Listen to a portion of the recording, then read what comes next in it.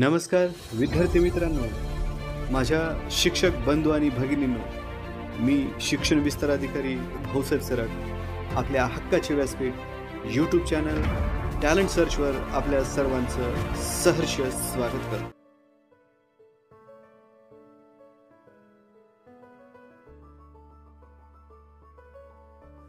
प्रश्न पहिला, अस्पृश्यता पाळणे हा कोणत्या कलमाने दंडनीय गुन्हा आहे? अस्पृश्यता पाळणे हा कलम 17 अन्वये दंडनीय गुन्हा आहे। प्रश्न 2, संविधानाच्या मसुदा समितीचे अध्यक्ष कोण होते? डॉक्टर बाबासाहेब आंबेडकर। प्रश्न क्रमांक 3 बघूया। संविधानात एकूण किती परिशिष्टे आहेत? भारतीय संविधानात एकूण 12 परिशिष्टे आहेत। प्रश्न क्रमांक 4, संविधानात एकूण कलमे किती? तर भारतीय संविधानात मूळ 395 कलमे व सद्यस्थितीत 448 कलमे आहेत। प्रश्न क्रमांक 5 बघूया। घटनेनुसार संघराज्याची अधिकृत भाषा कोणती? अधिकृत भाषा हिंदी, त्याचबरोबर इंग्रजीचाही वापर होऊ शकतो। हा घटना समितीतील सर्वाधिक वादाचा मुद्दा होता, असे डॉक्टर बाबासाहेब आंबेडकरांनी आपल्या आठवणीत नमूद केले आहे। प्रश्न क्रमांक 6 बघूया। संविधानाच्या निर्मितीसाठी किती वेळ लागला? तर संविधानाच्या निर्मितीसाठी 2 वर्ष 11 महिने व 18 दिवस इतका वेळ लागला। प्रश्न क्रमांक 7, भाषण स्वातंत्र्य आणि अभिव्यक्ती स्वातंत्र्य कोणत्या कलमाच्या अधिकारात येते? कलम 19 ते 22। 8वा प्रश्न, नवीन राज्यांची निर्मिती कोणत्या कलमांतर्गत येते? कलम क्रमांक 2। प्रश्न क्रमांक 9 आपल्या समोर आहे। कोणत्या कलमांतर्गत समाजातील मागास घटकांच्या उन्नतीस शासन बांधील आहे, विशेषतः आदिवासी व दलित घटकांना? कलम क्रमांक 46। प्रश्न क्रमांक 10, संविधानात कोणाचे हस्तलेखन आहे? तर बिहारी नारायण रायजादा यांच्या हस्ताक्षरात संविधान आहे। कॅलिग्राफी पद्धतीमध्ये संविधान लिहिण्यासाठी 254 दौत आणि 303 पेन वापरण्यात आले होते। प्रश्न क्रमांक 11, डॉक्टर बाबासाहेब आंबेडकरांनी कोणत्या अधिकाराचे वर्णन संविधानाचे हृदय आणि आत्मा असे केले होते? संविधानाचे हृदय आणि आत्मा म्हणजेच घटनात्मक न्यायालयीन दाद मागण्याचा हक्क। प्रश्न क्रमांक 12, संविधान सभेची प्रथम बैठक केव्हा पार पडली? तर 9 डिसेंबर 1946 रोजी संविधान सभेची पहिली बैठक पार पडली। प्रश्न क्रमांक 13, संविधानात समाविष्ट केलेल्या नागरिकांच्या हक्कांना काय म्हणतात?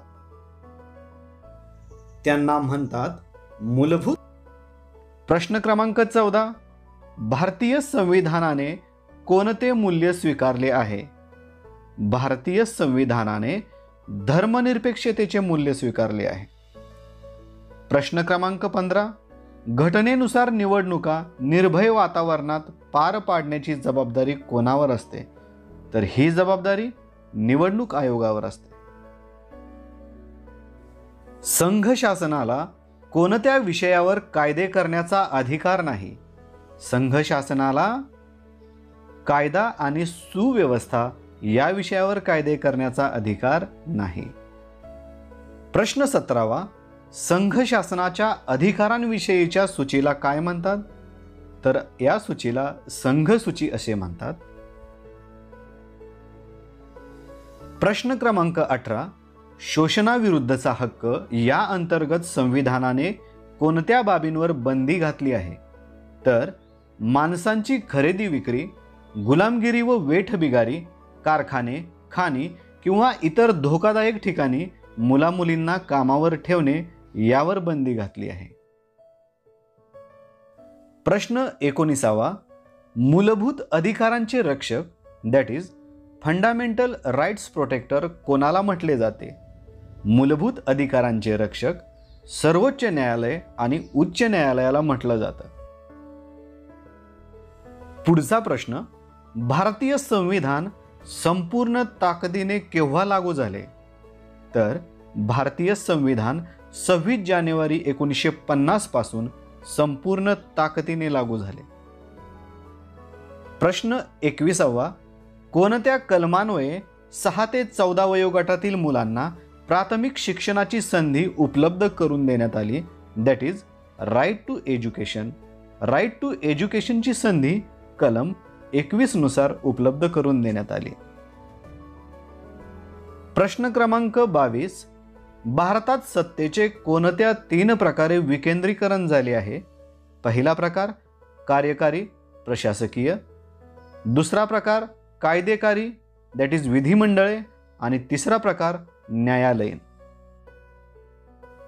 प्रश्न 23वा, न्यायालयीन सत्तेचे सर्वोच्च अधिकार कोणाकडे असतात? न्यायालयीन सत्तेचे सर्वोच्च अधिकार हे सर्वोच्च न्यायालयाकडे असतात. प्रश्न 24वा, आणीबाणीचे कोणते 3 प्रकार आहेत? पहिला प्रकार राष्ट्रीय आणीबाणी, दुसरा प्रादेशिक आणीबाणी आणि तिसरा आहे आर्थिक आणीबाणी. 358व्या कलमानुसार कलम 19 मधील नागरिकांचे अधिकार आणीबाणीच्या काळात आपोआप समाप्त होतात. प्रश्न क्रमांक 25, भारतीय संविधानानुसार देशाचा प्रथम नागरिक कोणास म्हटले जाते? देशाचा प्रथम नागरिक हा राष्ट्रपती असतो. पुढचा प्रश्न, संविधानातील मूलभूत कर्तव्यांची संख्या किती आहे? मूलभूत कर्तव्ये दॅट इज फंडामेंटल ड्युटीजची संख्या आहे 11. प्रश्न क्रमांक 27, भारतीय सैन्याचा सर्वोच्च सेनापती दॅट इज सुप्रीम कमांडर कोण असतो? तर भारताच्या 3ही दलाचा प्रमुख हा राष्ट्रपती असतो. प्रश्न क्रमांक 28, लोकसभेची व राज्यसभेची कमाल सदस्य संख्या किती आहे? लोकसभा 552 व राज्यसभा 250. प्रश्न 29वा, लोकसभा आणि राज्यसभेच्या 2 अधिवेशनांमध्ये जास्तीत जास्त वेळेचे अंतर किती असावे? 2 अधिवेशनांमधलं जास्तीत जास्त अंतर हे 6 महिने असावं. प्रश्न 30वा, राज्याचा कार्यकारी प्रमुख कोण असतो? तर राज्याचा कार्यकारी प्रमुख हा राज्याचा राज्यपाल असतो. प्रश्न क्रमांक 31, भारतात एकूण किती राज्यांत विधान परिषद अस्तित्वात आहे? भारतात एकूण 6 राज्यांत विधान परिषदा अस्तित्वात आहेत. प्रश्न क्रमांक 32 आहे, विधानसभेची वर्षातून कमीत कमी किती अधिवेशने होणे गरजेचे आहे? तर विधानसभेची किमान 2 अधिवेशने 1 वर्षामध्ये होणं गरजेचं आहे. प्रश्न 33वा आहे, सर्वोच्च न्यायालयाच्या मुख्य न्यायाधीशांची नियुक्ती कोण करतात व त्यांची एकूण संख्या किती आहे? तर सर्वोच्च न्यायालयाच्या न्यायाधीशांची नेमणूक हे राष्ट्रपती करतात आणि त्यांची एकूण संख्या ही 34 आहे. प्रश्न क्रमांक 34, केंद्रीय मंत्रिमंडळ कोणाला जबाबदार असते? केंद्रीय मंत्रिमंडळ हे लोकसभेला जबाबदार असते. प्रश्न 35वा, कोणत्या कलमांतर्गत बालमजुरी व मानवी तस्करी दॅट इज ह्युमन ट्रॅफिकिंगला संरक्षण मिळाले आहे? कलम 23 व कलम 24 नुसार मानवी तस्करी व बालमजुरीला संरक्षण मिळाले. प्रश्न 36वा आहे, अल्पसंख्याकांना संरक्षण व स्वतःच्या शिक्षण संस्था स्थापण्याचे स्वातंत्र्य कोणत्या कलमांतर्गत प्राप्त झाले आहे? कलम 29 व कलम 30 अन्वये. पुढचा प्रश्न आहे, मूलभूत अधिकारांचे हनन झाले आहे असे वाटल्यास कोणत्याही व्यक्तीला कलम 32 अन्वये कुठे तक्रार करता येते? थेट सर्वोच्च न्यायालयात. प्रश्न क्रमांक 38. अनुसूचित जाती जमाती आणि इतर दुर्बल घटकांचे शैक्षणिक आणि आर्थिक हित संवर्धन कोणत्या कलमांतर्गत करण्यात आले आहे? कलम क्रमांक 46 नुसार. प्रश्न 39 आहे. भारतीय संविधान लागू करण्यापूर्वी संविधान सभेच्या किती बैठका झाल्या? तर संविधान सभेच्या एकूण 11 सत्र किंवा 11 बैठका झाल्या. प्रश्न क्रमांक 40 आहे. राज्यघटनेच्या अंतिम मसुद्याची एकूण किती वाचने झाली? एकूण 3 वाचने झाली. प्रथम वाचन 4 ते 9 नोव्हेंबर 1948, दुसरं वाचन 15 ते 17 ऑक्टोबर 1949 आणि तिसरं वाचन 14 ते 26 नोव्हेंबर 1949 रोजी झाले. प्रश्न 41. कितव्या वयानंतर सर्वांना सार्वत्रिक प्रौढ मताधिकार दिलेला आहे? सुरुवातीला ही वयाची मर्यादा 21 वर्षे होती, परंतु 1989 साली झालेल्या 61व्या घटनादुरुस्तीनंतर 18 वर्ष वय पूर्ण झाल्यानंतर मताधिकार प्राप्त होतो. प्रश्न क्रमांक 42 आहे. संविधानाच्या सरनाम्यातील शब्दांचा योग्य क्रम कोणता?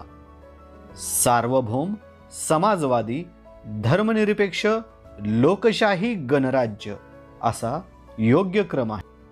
प्रश्न 43 आहे.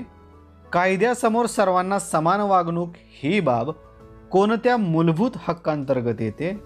तर तो मूलभूत हक्क आहे समानतेचा हक्क. प्रश्न क्रमांक 44 आहे. भारतीय संविधानानुसार कोणत्या अधिकारांवर निर्बंध टाकता येत नाही किंवा उल्लंघनही करता येत नाही? तर मूलभूत अधिकारांवर निर्बंध टाकता येत नाहीत आणि त्यांचं उल्लंघनही करता येत नाही. प्रश्न 45. सद्यस्थितीत अस्पृश्यता निर्मूलन कायद्याचे नाव काय आहे? अस्पृश्यता निर्मूलन कायद्याचे नाव नागरी संरक्षण अधिनियम असे आहे. प्रश्न क्रमांक 46 आहे. राष्ट्रपती व उपराष्ट्रपती पदाची निर्मिती कोणत्या कलमांतर्गत झाली? कलम 52 आणि कलम 63 नुसार. पुढचा प्रश्न. कलम 78 नुसार राष्ट्रपतीने वेळोवेळी मागविलेली माहिती पुरवणे कोणाचे कर्तव्य आहे? तर हे कर्तव्य आहे प्रधानमंत्री यांचे. 48वा प्रश्न आपल्या समोर आहे. राष्ट्रपतीला वटहुकूम काढण्याचा अधिकार कोणत्या कलमांतर्गत आहे? राष्ट्रपती वटहुकूम कलम क्रमांक 123 नुसार काढू शकतात. प्रश्न 49 आहे. भारतीय संविधानाचे नागरिकांप्रती मुख्य उद्दिष्ट काय? मुख्य उद्दिष्ट आहे न्याय, स्वातंत्र्य, समता आणि बंधुता. आणि प्रश्न 50 आहे. भारतीय राज्यघटनेचे शिल्पकार कोणास म्हटले जाते? भारतीय राज्यघटनेचे शिल्पकार डॉक्टर बाबासाहेब आंबेडकरांना म्हणतात, कारण संविधान बनवण्यात डॉक्टर बाबासाहेब आंबेडकरांचा संपूर्णपणे सिंहाचा वाटा व महत्त्वाचे योगदान होते आणि त्यांनी ते अथक परिश्रमाने, जोमाने व प्रभावीपणे जोपासले. मित्रांनो, व्हिडिओ आवडला असल्यास लाईक, कमेंट, शेअर आणि चॅनलला सबस्क्राईब जरूर करा. धन्यवाद.